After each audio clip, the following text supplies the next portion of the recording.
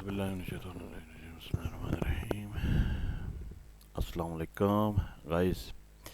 आज आपके first year की biology text book of biology का एनबीएफ का पहला मेरा लेक्चर है। और ये हमने पहले चैप्टर के पहले टॉपिक से हमने शुरू किया हुआ है। आपका पहला चैप्टर है सेल एंड सब सेलुलर ऑर्गेनल्स। अब यहाँ पे जो है सेल की डेफिनेशन दी गई है। सबसे पहले जो बायोलॉजी के अंदर जो बेसिक सबसे बुनियादी जो कॉन्सेप्ट है दैट इज़ सेल। ठीक है, क्योंकि मोस्ट इम्पोर्टेंट और सबसे ज़्यादा अहम चीज़ बायोलॉजी के अंदर सेल है। और इसको हम डिफ़ाइन कैसे करते हैं? सेल को is the basic unit of structure and function of living organisms, या आप यूँ भी कह सकते हैं cell is the basic structural and functional unit of all the living organisms. यानी जितने भी लिविंग ऑर्गेनिजम्स हैं उन सब का बुनियादी बेसिक यूनिट, बुनियादी इकाई यानी यूनिट को कहते हैं साख्त। ये स्ट्रक्चर मीन्स साख्त के हवाले से, इन फंक्शन ऑफ लिविंग ऑर्गेनिजम्स, और फंक्शन करने के हवाले से साख्त कहते हैं बनावट। ठीक है, अब यहाँ पे पहला टॉपिक जो आपके बुक में दिया गया सब topic sales the basic unit of life. तो जितने भी ऑर्गेनिजम्स हैं वो किस चीज़ के बने हैं? सेलों के बने हैं। और as you know sales sales से जो ऑर्गेनिज्म बने हैं वो दो तरह के हैं। कुछ जानदार सिंगल सेल्ड हैं which are known as unicellular organisms, और मोस्टली जो जानदार, ज़्यादातर जानदार हैं जो हमें नज़र आते हैं, they are made up of more than one sales and up to millions and trillions of sales से बने हैं। उनको हम मल्टी सेलुलर ऑर्गेनिज्म कहते हैं, यानी बहुत सारे सेलों से मिलके बने हैं। अब जो सिंगल सेल्ड या यूनिसेलुलर ऑर्गेनिज्म जिनको हम कहते हैं, सिंगल सेल्ड ऑर्गेनिज्म भी कह सकते हो, यूनिसेलुलर ऑर्गेनिज्म भी कह सकते हो। जो यूनि मीन्स वन को कहते हैं, तो उसकी एग्जांपल्स कौन कौन सी हमारे पास? दैट इज़ अमेबा एक यूनिसेलुलर ऑर्गेनिज्म है, प्रोटिस्ट है, पैरामीशियम है, यूग्लेना है, ये सारे के सारे प्रोटिस्ट हैं। ठीक है, इसी तरह जो मोर कॉम्प्लेक्स ऑर्गेनिजम्स हैं including plants and animals are multi cellular. ये मल्टी सेलुलर के एग्जांपल में प्लांट्स शामिल हैं, अच्छा इसमें एनिमल्स शामिल हैं, और इसमें फंजाई शामिल है, इसमें एल्गी शामिल है। ठीक है, जो कि प्रोटिस्ट में आता है। इसी तरह प्लांट लाइक, एनिमल लाइक जितने भी प्रोटिस्ट हैं वो भी मल्टी सेलुलर हैं। Sales are defined as the structural and functional unit of living organism. जैसे कि ऊपर हमने बताया था कि जो सेल होता है वो लिविंग ऑर्गेनिजम्स का स्ट्रक्चरल एंड फंक्शनल यूनिट है। Cell is the basic structural unit of all unicellular and multicellular organism. फिर वही बात की गई कि जितने भी, चाहे वो यूनिसेलुलर हो चाहे वो मल्टीसेलुलर हो, जितने भी ऑर्गेनिज्म है सबका सेल जो है वो बुनियादी साख्त के लिहाज से और फंक्शन करने के लिहाज से बुनियादी इकाई है, यूनिट है। फिर आगे कहता है कि cell is the smallest unit और building block of life. Smallest unit and building block of life, यानी सबसे छोटा यूनिट है और बिल्डिंग ब्लॉक है। जैसे बिल्डिंग ब्लॉक का मतलब हुआ कि जैसे एक बिल्डिंग बहुत सारे सीमेंट के ब्लॉक से बनती है, सीमेंट और बजरी के ब्लॉक से बनती है, उनको एक मखसूस तरतीब में जब हम अरेंज करते हैं तो एक बिल्डिंग बनती है, खूबसूरत सी शेप बनती है।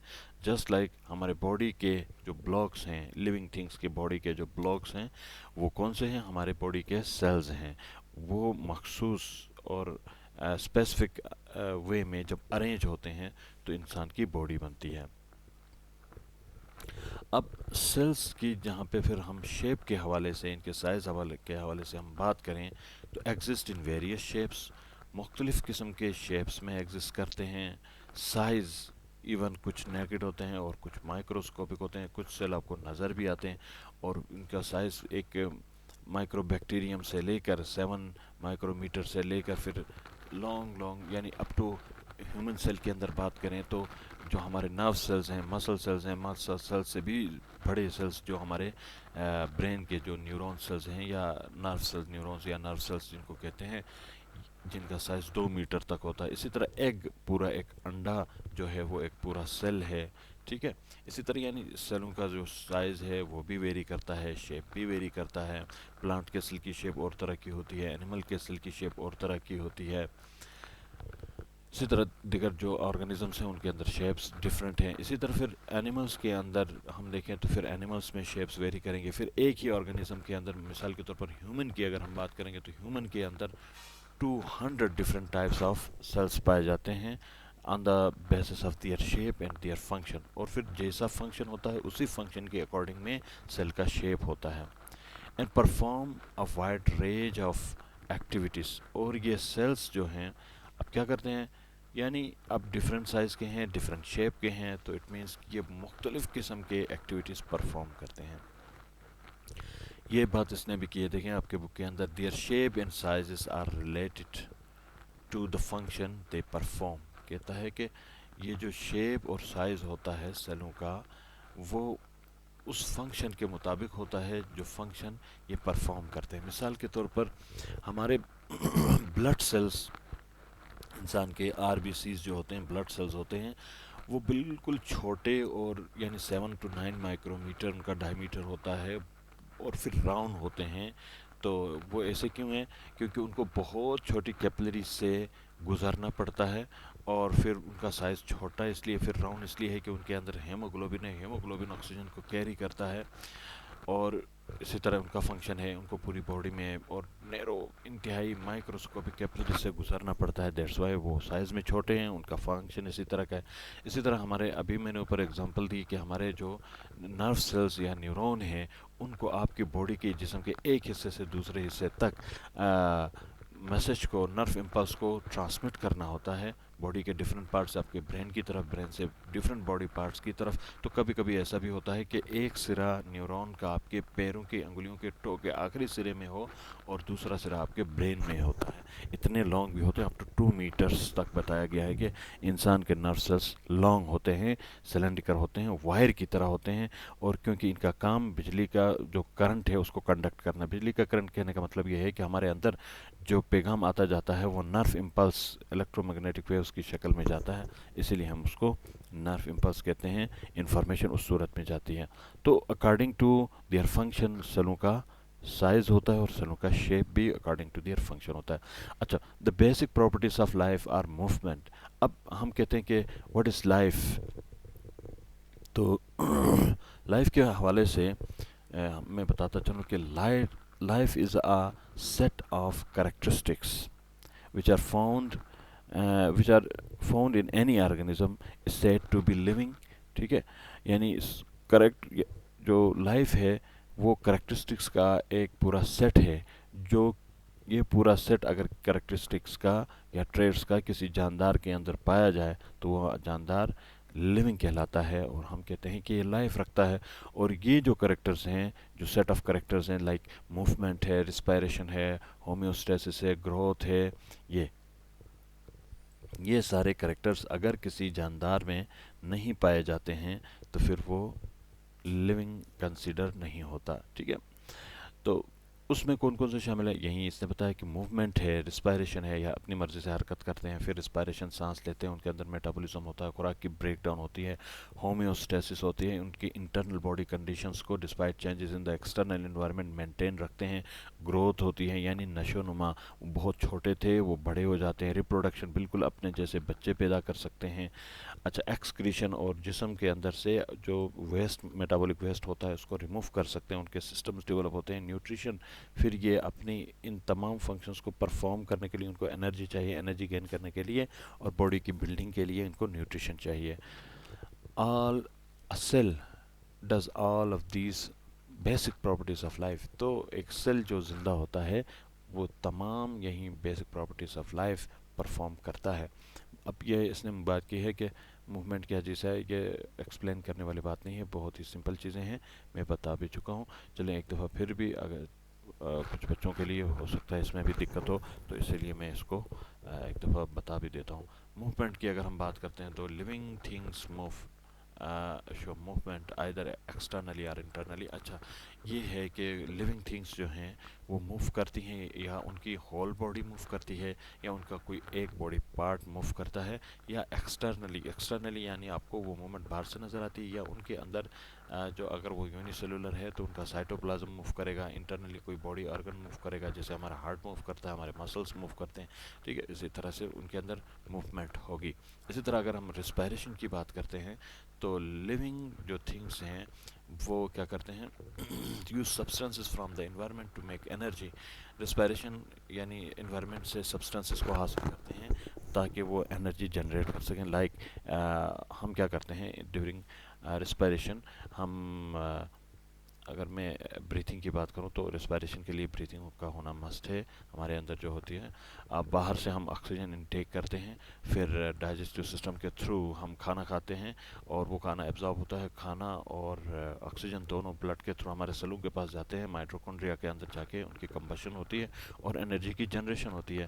اسی طرح living things maintain a stable internal environment, یعنی جس کو ہم نے ہومیوسٹیسس کہا تھا، کہ چاہے ان کے بیرونی ماحول میں جتنی بھی تبدیلی آئے، سردی ہو گرمی ہو، تو لیونگ تھنگس کیا کرتے ہیں، اپنے انٹرنل انوائرمنٹ کو ایک فکس پوائنٹ پہ مینٹین رکھتے ہیں، اس کو کہتے ہیں homeostasis.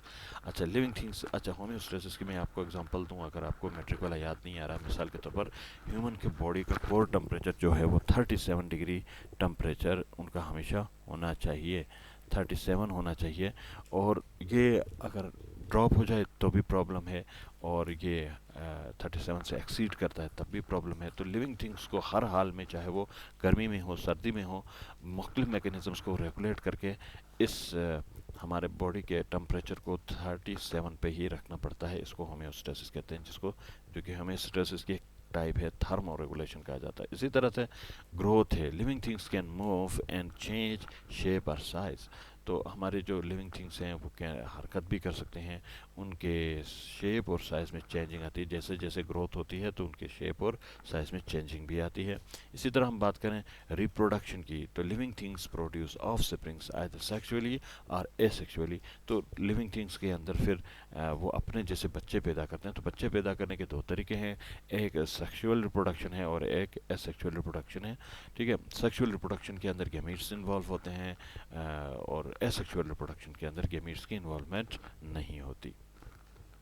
Living things expect the removal of waste products, یعنی ایکسکریشن کا مطلب یہ ہے کہ لیونگ تھنگس اپنے باڈی کے اندر جو میٹابولک ویسٹ بنتا ہے اس کو کیا کرتے ہیں، ریموو کرتے ہیں، اور اس کے دو طریقے ہیں۔ ایک تو لیور جو ہے بہت سارے ویسٹ پروڈکٹ کو، میٹابولک ویسٹ کو اٹھاتا ہے اور بائل سیکریشن میں ساتھ ملا کے گل بلیڈر کے اندر سٹور، وہاں سے پھر ہمارے بائل ڈکٹ کے ذریعے سے اسمال انٹسٹائن میں، اور پھر وہاں سے ہمارے فیسس کے ساتھ آؤٹ ہوتے ہیں۔ جتنا ڈائجسٹو مٹیریل ہم کھاتے ہیں ڈائجسٹیو، وہ پھر ہمارے فیسس کے ساتھ آؤٹ ہوتا ہے۔ پھر اس سے آگے ہم دیکھتے ہیں کہ جو بلڈ کے اندر سے پھر کچھ مٹیریلز جو ہیں وہ ہمارے ڈائجسٹیو سسٹم کے تھرو ریموو نہیں ہوتے، تو ان کو کڈنی جو ہے فلٹر کرتا ہے، فلٹر کرنے کے بعد یورینری سسٹم، جس کو ہم ایکسکریٹری سسٹم کہتے ہیں، اس کے تھرو ہماری باڈی سے اس کو ریموو کیا جاتا ہے، یہ ہو گئی ایکسکریشن۔ اسی طرح سے نیوٹریشن ہے، living things exchange materials and gases with the environment. اچھا نیوٹریشن میں اس نے تھوڑا سا عجیب سا کہا، نیوٹریشن میں تو یہ ہاں یہ ہونا چاہیے ریسپائریشن میں، ویسے ایکسچینج کرتا ہے مٹیریل، ٹھیک ہے، یہ بات بھی ٹھیک ہے کہ ڈائجیشن کے دوران ہم کیا کرتے ہیں، فوڈ لے لیتے ہیں، اور فوڈ لینے کے بعد اس فوڈ کو ڈائجسٹیو ہمارا سسٹم جو ہے اس کو ڈائجسٹ کرتا ہے، پھر خوراک کی ایبزارپشن ہوتی ہے انٹو دا بلڈ، پھر بلڈ اس خوراک کو لے کے ہمارے سیلز اینڈ ٹیشوز کے پاس جاتا ہے، پھر سیلز اینڈ ٹیشوز کے اندر اس کی یوٹیلائزیشن ہوتی ہے، اسیمولیشن ہوتی ہے، پھر وہاں سے جو کچھ ویسٹ مٹیریل بنتا ہے اس کو لے کے بلڈ واپس ہمارے باڈی سے ڈفرینٹ سسٹمز کے تھرو باہر نکال دیتا ہے۔ گائز آج کے لیے اس لیکچر کے لیے، آج کے لیے نہیں بلکہ اس لیکچر کے لیے میرا خیال ہے اتنا کافی ہے۔ لیکچر ٹو لینتھی ہوگا تو بوریت ہوگی، اس لیے میں شارٹ لیکچر بنا رہا ہوں، تو اس کے بعد انشاءاللہ سیل تھیوری آگے ہم پھر ڈیٹیل سے ڈسکس کریں گے۔ ابھی تک یہاں تک رہنے دیجیے، اور ہاں یہ بات میں بتاتا چلوں کہ اسٹوڈنٹس پلیز میرے چینل کو سبسکرائب کرو، کمنٹس اپنے دینے ہیں، لائکس دینے ہیں، ٹھیک ہے، اور جتنا ہو سکے اپنے دوستوں سے شیئر بھی کرنا ہے، تو سپورٹ کریں گے تو آپ کی بڑی مہربانی ہوگی. Thank you so much.